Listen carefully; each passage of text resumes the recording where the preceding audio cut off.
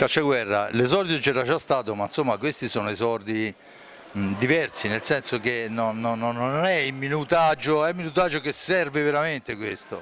Sì, sicuramente fare l'esordio in campionato rispetto a un amichevole è tutta un'altra sensazione, anche quando è la pallina pensi ad altro e c'è comunque l'ansia che sovrasta tutto. E comunque è stata una partita gestita benissimo anche dai miei compagni che comunque ci hanno dato la possibilità anche a noi ragazzi di entrare, di fare minutaggio che piano piano ci prenderemo anche più fiducia. Fiducia che serve tantissimo a questa squadra, anche l'occasione del gol ce l'hai avuto, sfortunatissimo. Sì, ho avuto l'occasione del gol, sicuramente potevo far meglio, però va benissimo così.